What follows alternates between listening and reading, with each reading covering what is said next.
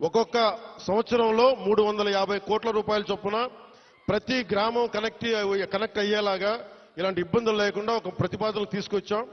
నాకు కావాల్సిందల్లా మీ దగ్గర నుంచి సహకారం కావాలి. మీరు సహకారం ఇస్తారని నేను మనస్ఫూర్తిగా కోరుకుంటా ఉన్నా. ఎందుకంటే మనం విజయనగరం జిల్లా చూస్తూ ఉంటే, ఉమ్మడి విజయనగరం జిల్లా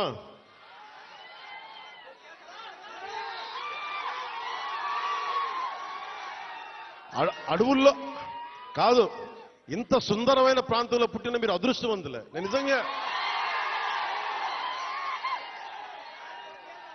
నా జీవితంలో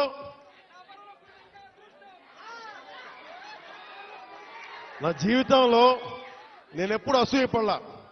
నాకు ఈర్ష్య ఉండదు.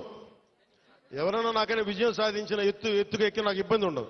మొట్టమొదటిసారి మిమ్మల్ని చూస్తే నాకు అసూయగా ఉంది. ఇంత చక్కటి ప్రకృతి మధ్య మీరు బతుకుతూ నాకు అసూయ కలిగిస్తా ఉన్నారు. అందుకని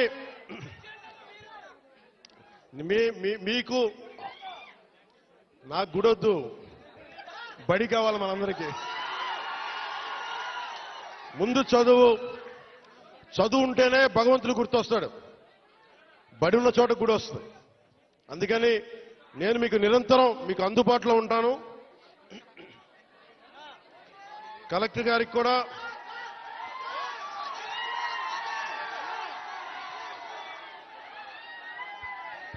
మీరు ఇక్కడ ఇంతమంది మీరు అన్నయ్య అంటారు, ఏం చేయరు మీరు. యువత ఇంతమంది ఉన్నారు. ఏంటమ్మా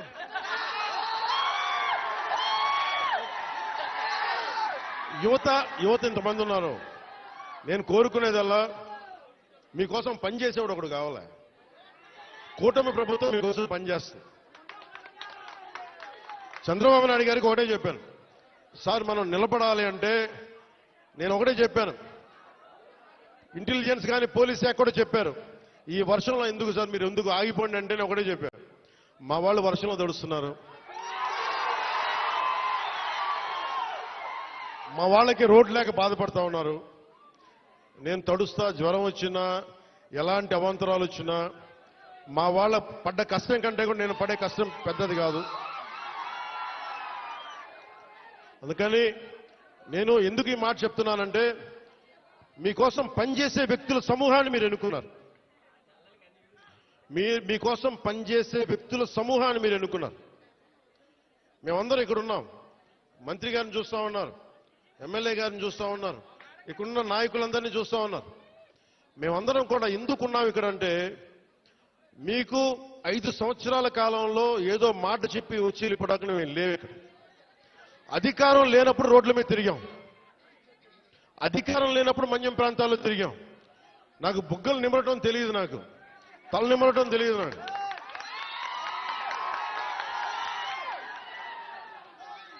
నేను మీ కన్నీళ్లు తుడిచి పారిపోయే వ్యక్తిని కాదు. నేను దూరంగా ఉన్నా, నా రూమ్లో కూర్చొని ఉన్నా, మీకోసం నిరంతరం పరితపించే వ్యక్తిని. ఒక మాట ఇచ్చాను, నా పేషీ కూడా ఒకటే మాట చెప్పా, నేను ఇక్కడే ఉండాలి. 2 నెలలకు ఒకసారి 10 రోజుల చొప్పున నేను మన్యం ప్రాంతం మొత్తం తిరగాలి. నేను ఒక్కొక్క యువకుడికి మాటిస్తున్నాను, ఒక్కొక్క యువతికి మాటిస్తున్నాను, ఒక్కొక్క గిరిజన తల్లులకి మాటిస్తున్నాను, ఒక్కొక్క గిరిజన పెద్దలకి మాటిస్తున్నాను. నేను మీకోసం ఒళ్ళు వంచి పనిచేస్తాం. మీకోసం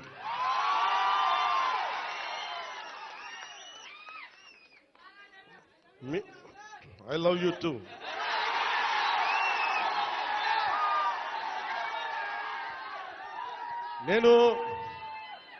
నేను మీకు చెప్పినంత ఐ లవ్ యూ నా బిడ్డలకు కూడా చెప్పలేదు. నేను మీరు చూపించే ప్రేమ పవన్ కళ్యాణ్కి అధికారం ఉన్నా లేకపోయినా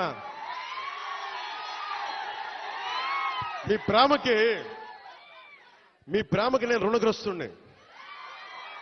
ఏం చేస్తే రుణం తీర్చుకుంటాం. అందుకనే